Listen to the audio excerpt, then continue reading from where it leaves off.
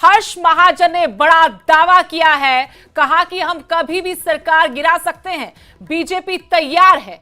कांग्रेस का सिरमौर, ऊना और कांगड़ा गुट हमारे संपर्क में है, हमारे पास पिक एंड चूज का भी ऑप्शन है। हिमाचल बीजेपी और आलाकमान मिलकर फैसला लेगा इस पर। कांग्रेस के 6 विधायकों की विधायकी जाएगी, राज्यपाल के पास भी शक्ति है। सीएम ने विधायकों को सीपीएस बनाकर बेइज्जती की। सीएम ऐसा काम कर रहे हैं कि कांग्रेस 15-20 सालों तक सत्ता में नहीं लौटेगी। एक बड़ा दावा, बड़ी खबर हिमाचल की राजनीति से जुड़ी हुई, जहां बीजेपी के राज्यसभा सांसद की तरफ से बड़ा दावा किया गया है कि हम कभी भी सरकार गिरा सकते हैं, बीजेपी तैयार है। कांग्रेस का सिरमौर, ऊना और कांगड़ा गुट हमारे संपर्क में है, हमारे पास पिक एंड चूज का ऑप्शन भी है। हिमाचल बीजेपी और आलाकमान मिलकर इस पर फैसला करेगा। ये अपने आप में एक बड़ी खबर हिमाचल की राजनीति जुड़ी हुई। बड़ा दुर्भाग्यपूर्ण स्टेप कांग्रेस पार्टी का हुआ है और ये पता था इनको कि होना ही होना है। तो हुआ लेट, पर लेट हुआ पर दुरुस्त हुआ। अब सुप्रीम कोर्ट में हमने कैविएट की है, इनसे पहले कर दी, ये जाएंगे। सुप्रीम कोर्ट का सेटल्ड लॉ है, उस सेटल्ड लॉ से आगे कहाँ बढ़ सकते हैं। और ये जो अनसीट का है वो गवर्नर साहब के पास भी पावर है, कोर्ट के पास भी पावर है। तो governor in consultation with election commission of India अपना फैसला सुनाएगी और वो डेफिनेटली अनसीट होंगे। तो पहले भी ऐसी वारदातें हुई हैं। तो हमारे लिए BJP is ready for any kind of eventualities, चाहे कोर्ट में हो, चाहे बाहर हो, चाहे पॉलिटिकल पार्टी में हो, पर in consultation with our high command and also our state unit and district units, हम कोई भी फैसला करेंगे हिमाचल के लोगों के हित में करेंगे। तो फैसला हम कर सकते हैं, सरकार को आज भी गिरा सकते हैं। बड़ा दुर्भाग्यपूर्ण स्टेप कांग्रेस पार्टी का हुआ है और ये पता था। तो शिमला से मेरे सहयोगी इसी खबर पर रणबीर भी जुड़ गए। रणबीर, एक बार फिर से सुक्खू सरकार पर सियासी संकट मंडरा रहा है, जैसा कि दावा किया जा रहा है 6 सीपीएस को लेकर, और जो 3 विधायक है कैबिनेट का रैंक हासिल करके। अब क्या इस पूरे मामले को लेकर बीजेपी आगे चुनौती देते हुए नजर आएगी किसी कोर्ट में, और साथ में जानना चाहते हैं कि दावे के पीछे की राजनीति क्या है? सुदेश, देखिए बिल्कुल साफ है कि जब हाईकोर्ट की तरफ से आदेश आया, उसको सीपीएस को हटाया गया और कानून को असंवैधानिक करार दिया गया, उसको जगत सिंह नेगी हमारे साथ जुड़ गए हैं, आपको रोकना चाहूंगी। जगत सिंह नेगी जी, सबसे पहले तो स्वागत है आपका बहुत बहुत न्यूज 18 पर। धन्यवाद। हर्ष महाजन जी तो बड़ा दावा कर रहे हैं, कह रहे कि सरकार गिरा देंगे, सभी ऑप्शन उनके पास। हाँ, मैं तो पहली बात ये कहना चाहता हूँ कि एक चुनी हुई लोकतांत्रिक तरीके से सरकार को नापाक तरीकों से गिराने की जो साजिश है, क्या ये लोकतंत्र के लिए सही है? क्या संविधान को बचाने के लिए जो है ये क्या सही है? क्या ये जो चुनाव हो रहे हैं तब तो उसका कोई मायना नहीं रहा। चुनाव कराते जाओ और धन बल से, दल बदल से और भी कई तरीकों से जो है आप लोगों के मैंडेट को जो है खत्म कर दोगे, तो ये लोकतंत्र कैसे बचेगा? ठीक बात है आपकी, लेकिन उनके दावे पर आप क्या कहेंगे? वो कह रहे कि आपकी कई यूनिट हैं जो उनके संपर्क में हैं, और वो जो आपके कुल मिलाकर उनके संपर्क में कैसे आ जाएंगे? या तो दल जो है ईडी का डर दिखाया जा रहा होगा, या तो धन बल का डर जो है प्रलोभन दिया जा रहा होगा, अन्यथा उनके पास क्या मैंडेट है कि चुने हुए विधायकों को अपनी ओर कैसे आकर्षित कर सकते हैं?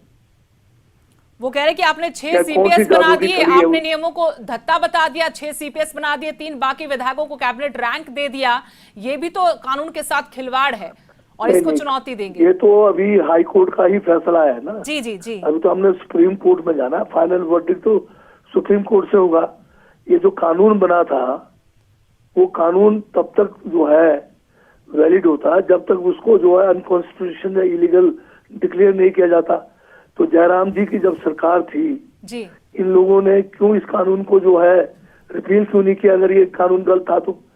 और इसी कानून के तहत जब बीजेपी की सरकार थी, धूमल साहब मुख्यमंत्री थे, ये जो सतपाल सती जिन्होंने ये केस किया हिमाचल हाई कोर्ट में सीपीएस के खिलाफ, ये भी तो सीपीएस बने इसी कानून के तहत। जब ये बनाए तब तो ठीक है, और अगर कांग्रेस करे तब फिर जैसे अगर वो बात तो वही होगी, अगर हम करें तो फिर क्या कहते हैं रासलीला, और ये करें तो रामलीला। लेकिन एक ये भी खबर निकल के सामने आ रही है बीजेपी की तरफ से कि जो 9 विधायकों का ये मामला उठाया जा रहा है, वो कह रहे कि हम राज्यपाल से मिलेंगे, अभी तो रायशुमारी हो रही है, लीगल एडवाइस ली जा रही है। तो क्या ये मुमकिन है कि तीनों विधायकों को लेकर राज्यपाल कोई फैसला करे उनकी सदस्यता को लेकर, और उसके बाद ये पूरा गेम पलटने की जो बात कही जा रही है उसी के तहत कर रही है बीजेपी? ऐसा संभव है क्या सर? अपने अनुभव से बताइए। अगर आप ये बताएं, अगर 6 विधायक चले भी गए तो हिमाचल प्रदेश के 68 में से हम 40 थे जी, 6 चले गए तो फिर 34 हो जाएंगे जी। तो हमारा जो विधानसभा होगा वो 62 का हो जाएगा। 6 अगर चले जाएंगे तो हमारी मेजोरिटी कहाँ खत्म होगी बताइए आप? वो साथ में ये भी तो दावा करे, जैसा कि मैंने आपको पहले बताया कि आपके बहुत सारे विधायक उनके संपर्क में है, बकायदा करे कि ऊना मैं यही कह रहा हूँ ना, उनके संपर्क में होना यही होगा। क्या कहते हैं फिर दोबारा से, क्या कहते हैं दन बल का जोश दिखाया जा रहा है या ईडी का डर दिखाया जा रहा है? नहीं तो इनके पास कौन सी जादू की छड़ी है कि ये जो विधायक सब इनके पास चल के आएंगे? बड़ा दावा लेकिन हर्ष महाजन जी का, वो कहते हैं कि आज ही गिरा सकते हैं सरकार। यही तो काम बीजेपी वाले कर रहे हैं पिछले 10 सालों से। जहां भी चुनी हुई सरकार चाहे कांग्रेस की है चाहे दूसरे पार्टियों की है, उनको एक एक करके ये जो है सत्ता से हटाकर फिर चुनाव का मतलब ही क्या रह गया, फिर लोकतंत्र का मतलब ही क्या रह गया फिर? और हम इस बात को बहुत ज्यादा जो है इनको महत्व दे रहे हैं कि जो लोग कह रहे हैं कि हम गिरा देंगे, इनसे ये पूछना पड़ेगा ना गिराने के लिए इनके पास कौन सी जादू की छड़ी है? कौन से लोकतांत्रिक तरीके से गिराने की बात हो रही है? कौन से संविधान की बात हो रही है? लेकिन सर, जितनी बात हमारी उनसे हो पाई है, जो हम दर्शकों को भी सुना रहे हैं, उनकी तरफ से 2 मोटे मोटे दावे किए जा रहे हैं। एक तो ये कि जो 9 विधायकों का मसला है कि उसको लेकर हम चुनौती देंगे फैसले को, राज्यपाल के पास भी जा सकते हैं, सुप्रीम कोर्ट भी जा सकते हैं। दूसरा वो कह रहे कि जो गुट बने हुए ना, उनकी वजह से कई बीजेपी के विधायक उनके संपर्क में हैं। कांग्रेस खोखली हो चुकी है, गुटों में बंटी हुई है। इसी बात को लेकर आज उन्होंने इतना बड़ा दावा कर दिया कि हम तो बैठे बैठाए आज भी सरकार गिरा सकते हैं। ये मुंगेरी लाल के हसीन सपनों वाली बात है।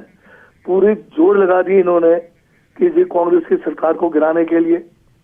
ये जो है विधायकों को दल बदल भी दिया जी, जो है धन बल से भी, ईडी के डर से भी। चुनाव के नतीजे आए, हम जो है और पक्के हुए हैं, हम पूरे 40 हो गए।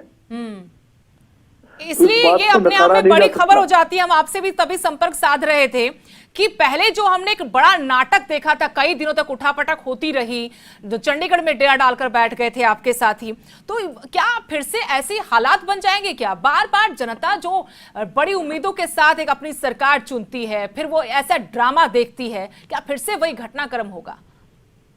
मैं तो यह कहना चाहता हूं कि क्या ये देश के लोकतंत्र के लिए, देश के संविधान के लिए क्या ये लोग सही काम कर रहे हैं? जो दिल्ली से सीआरपीएफ के पूरी मतलब क्या कहते हैं फौज, इन लोगों को जिनको ये लेके गए थे 9 विधायकों को, उनके प्रोटेक्शन में 1 नहीं 1.5 2 महीने इनको रखा पूरा। ये किस चीज का प्रोटेक्शन दे रहे हैं? किसके डर से प्रोटेक्शन दे रहे हैं? ये तो इनको जो है कैद करके रखे हुए थे, क्योंकि इन्होंने जो भी तरीका अपनाया होगा वो अनैतिक था, असंवैधानिक था, और उसलिए इनको अपने चुंगल से बाहर नहीं छोड़ने के लिए इनको तो कैद किया हुआ था। ये लोग तो अपनी बात भी नहीं कर पाए, ना इनके चुंगल से छुड़ पाए। होटल में कैद रहे, वहां से इनको उत्तराखंड ले गए, उत्तराखंड में कैद किया, उसके बाद ये दिल्ली ले गए, दिल्ली में कैद हुआ। जब बस एक आखिरी सवाल, मैं छोटा सा सवाल है सर आपसे, बीजेपी ज्वाइन किया आखिर में, तब जाके ये इनके चुंगल से छूटे। फिर भी सीआरपीएफ तो इनके साथ फिर भी है।